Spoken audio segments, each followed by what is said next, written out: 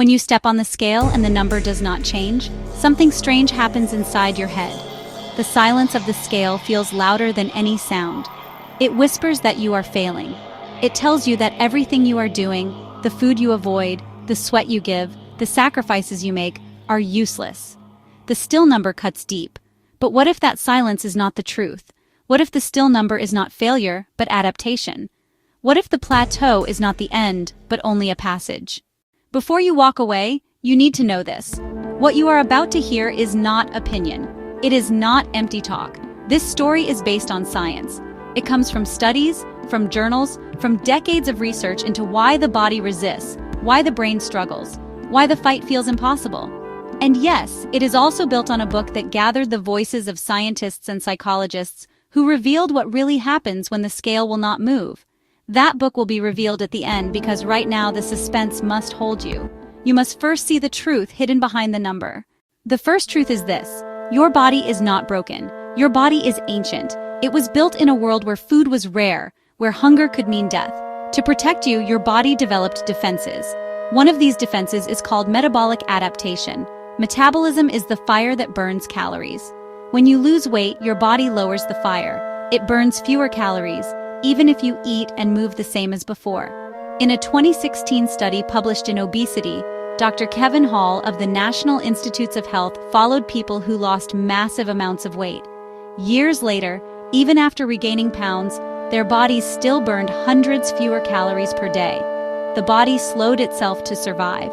This is why the scale freezes. This is why you feel stuck. It is not weakness, it is biology. But metabolism is not the only reason. The body is made of water, and water shifts like tides. Train your muscles and they hold water as they repair. Eat a salty dinner and you wake heavier the next morning. For women, the monthly cycle moves water up and down by kilos. Even food still in the stomach or intestines can raise the number temporarily. Doctors at the Mayo Clinic have shown that these fluctuations are common, hiding fat loss beneath layers of water. So when you see the same number, it may not mean no progress. It may mean progress hidden. The danger is not the biology. The danger is the mind. The brain demands reward. It wants the number to fall as proof of success. When it does not, the brain spins dark stories. It says, "You are failing, you are broken, you should quit." Psychologists call these thoughts distortions. Cognitive behavioral therapy, or CBT, is designed to fight them. In the Journal of Consulting and Clinical Psychology, studies show CBT helps people with obesity challenge the thought patterns that lead to despair. One distortion is all or nothing thinking.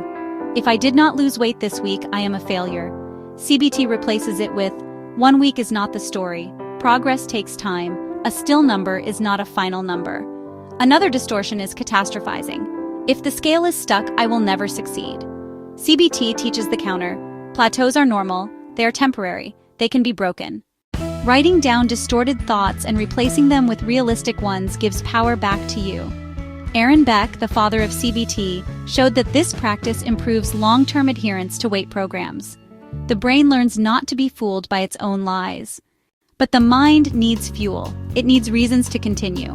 Psychologists Edward Deci and Richard Ryan, in their self-determination theory, discovered that motivation comes from two sources. One is external, wanting approval, compliments, clothes, rewards. The other is internal, wanting health, energy, life, strength. External motivation is a match. It burns bright but quickly dies. Internal motivation is coal. It burns slow, steady, and long. Research in Obesity Reviews shows that people who tie their journey to deep values, living long enough to watch children grow, staying healthy to enjoy old age, last longer than those who chase only numbers. When the scale does not move, external fire dies. Internal fire keeps you alive. Carol Dweck at Stanford University revealed another truth: the growth mindset. People with a fixed mindset believe abilities cannot change. To them, a plateau means failure forever. People with a growth mindset believe effort leads to growth. For them, a plateau is proof of challenge, and challenge means growth. In Health Psychology, 2017, studies showed that growth mindset training helped people persist in health programs longer, even when weight loss slowed. Belief is not magic. Belief is fuel. But even belief needs evidence. That evidence comes not from the scale, but from what doctors call non-scale victories.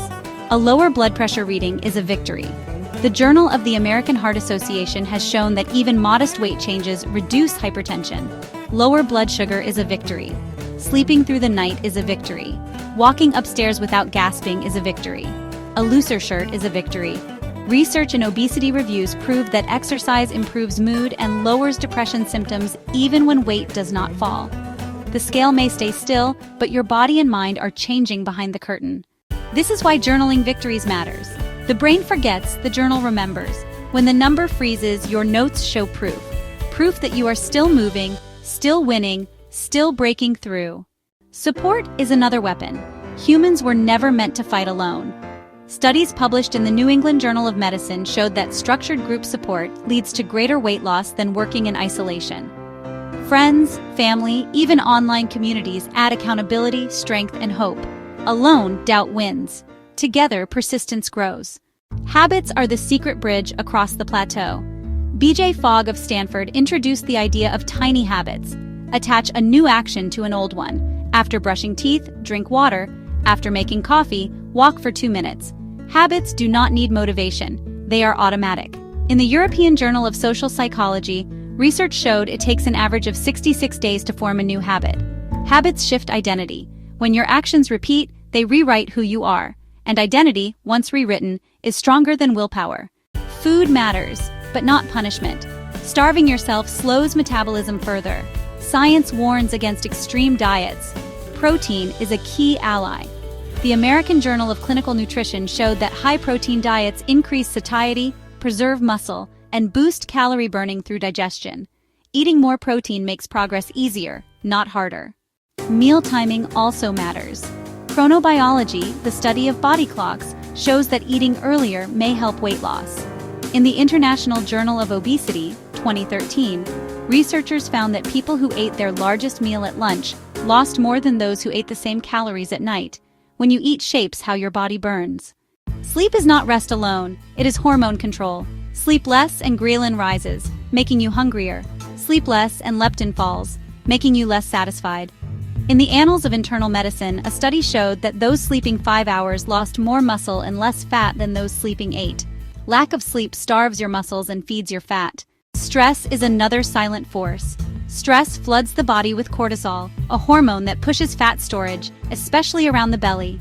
Psychoneuroendocrinology research linked chronic stress to abdominal obesity.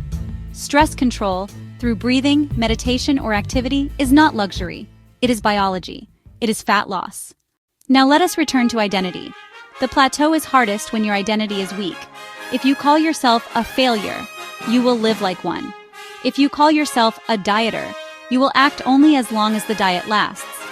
But if you call yourself a healthy person, the brain works to match the words. A study in 2016 from the University of Cambridge showed that identity-based habits last longer. Saying, "I am a healthy eater," creates more persistence than "I am trying to eat healthy." Words matter. Identity drives action. This is cognitive dissonance, the discomfort of living against your words. When you say, "I am healthy," your brain forces you to act healthy. When you say, "I am failing," your brain forces you to fail. That is why you must shift identity during the plateau. And then comes repetition. Repetition is not weakness. Repetition is survival. The most powerful speeches in history carved words into memory through repetition. You must do the same. Repeat the truth until it drowns the lies. Repeat, the plateau is not permanent. The plateau is not proof of failure. The plateau is a passage. Repeat it until the words are stronger than doubt. In Frontiers in Psychology, 2018, researchers found that repeated self-affirmations reduced stress and increased persistence in health behaviors. Simple words repeated often become anchors in the storm. Now gather the pieces. The plateau is caused by biology, but biology is not destiny. The mind creates distortions, but CBT breaks them. Behaviors are stronger than outcomes. Journaling, support, and habits build resilience. Protein, timing, sleep, and stress move progress forward. Identity transforms weakness into strength. Repetition transforms despair into persistence. The plateau is not an enemy. It is a teacher. It teaches patience, resilience, and value beyond numbers. It shows you health in blood pressure, in mood, in sleep, in energy. It forces you to build systems instead of chasing quick wins. In Obesity Reviews, experts confirm that plateaus are natural responses, not failures. In the New England Journal of Medicine, relapse is shown as common, but those who return to habits succeed. You have stayed this long through suspense, through repetition, through science retold as story. And now the curtain can lift. The book behind this story is Mindset, The New Psychology of Success by Carol S. Dweck, which gave us growth mindset. It is Self-Determination Theory by Edward Deci and Richard Ryan, which gave us intrinsic motivation. It is the study by Kevin Hall in Obesity, which revealed metabolic adaptation. It is the research in the New England Journal of Medicine and Obesity Reviews that proved plateaus are normal. It is the analysis in the Journal of the American Heart Association and the studies in the Annals of Internal Medicine that showed health changes before weight changes. These voices are the foundation of this story. And now the last words must echo until they burn into you.